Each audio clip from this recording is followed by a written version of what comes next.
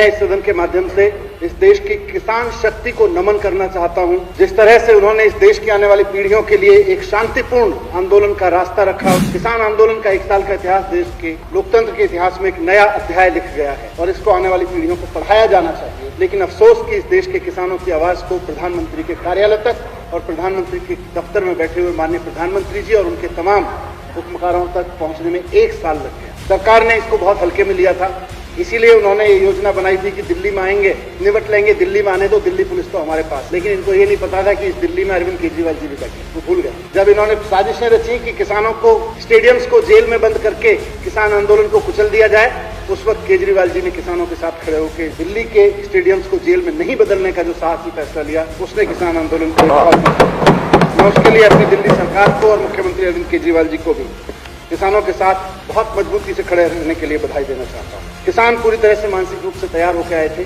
जिस बॉर्डर पे वो बैठे, दोनों बॉर्डर्स पे अगर देखें, दोनों तीनों बॉर्डर्स में से खासतौर से 2 बॉर्डर्स पे जिस तरह के कूड़े के पहाड़ इकट्ठे किए गए हैं, वहां कोई आदमी जाके खड़ा होता है तो उस कूड़े की बदबू, वहां उड़ रहे चील कौए, वहां देख के कोई भी आदमी बैठने से 100 बार पहले सोचता है। लेकिन किसान हिम्मत के साथ वहां पे जाके बैठा, उसके लिए उस किसान को मैं नमन करता हूं। ये रिकॉर्ड में लिया जाए कि किसान आंदोलन सफल रहा। देश के तमाम सोचने वाले लोग सबने उनको समर्थन किया।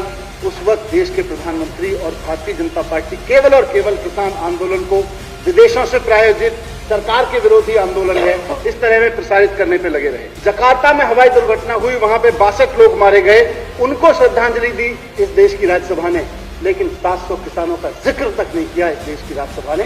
अध्यक्ष महोदय, भारतीय जनता पार्टी के लीडर्स ने किसानों के खिलाफ क्या क्या नहीं बोला, क्या क्या अपशब्द नहीं कहे, क्या क्या उनके ऊपर लांछन नहीं लगाए, लेकिन उसके बावजूद किसान जिस मानसिक तैयारी के साथ आए थे, मुझे लगता है हमको इन किसानों से धैर्य सीखना चाहिए। देश के कृषि मंत्री ने तो एक चिट्ठी लिखी, उसमें लिखा कि जिन लोगों ने 1962 के युद्ध में देश की विचारधारा का विरोध किया था, वही किसानों को गुमराह कर रहे हैं। प्रधानमंत्री जी ने खुद कहा कि किसान आंदोलन जीवी हैं और विदेशी विध्वंसकारी विचारधारा से प्रेरित होकर यहाँ पे बैठे हुए। केंद्र सरकार ने ऑफिशियली करीब 100 करोड़ रुपए का बजट खर्च किया किसान आंदोलन को बदनाम करने के लिए। भारतीय जनता पार्टी ने जो किया वो तो किया ही किया, केंद्र सरकार ने टैक्स पेयर्स के खाते से करीब 100 करोड़ रुपए का खर्च किया। विज्ञापनों पे, टीवी पे विज्ञापन चलवाए गए, अखबारों में विज्ञापन छापे गए, इस बात के विज्ञापन किए गए कि किसान आंदोलन विदेशियों द्वारा चलाया जा रहा है, किसान आंदोलन देश के लिए खिलाफ है। अंत में यही कहना चाहता हूं कि किसान आंदोलन को बहुत बहुत धन्यवाद, किसान नेताओं को बहुत बहुत धन्यवाद देते हुए कि बात सिर्फ किसान की नहीं है, बात लोकतंत्र की है, बात हम सब की अगली पीढ़ियों की है, उनकी उम्मीदों की है। लोकतंत्र से जो उम्मीद रखते हैं, उसकी जीत का ये आंदोलन था। उसकी जीत के लिए मैं आस्था को, विश्वास को लोकतंत्र में काम करने के लिए मैं किसानों को, किसान संगठनों को, किसान कार्यकर्ताओं को, सबको बहुत बहुत धन्यवाद देता हूं कि आपने हम सब का भरोसा जिंदा रखा है। आप सब ने हम सब के अंदर उम्मीद जगा के रखी है।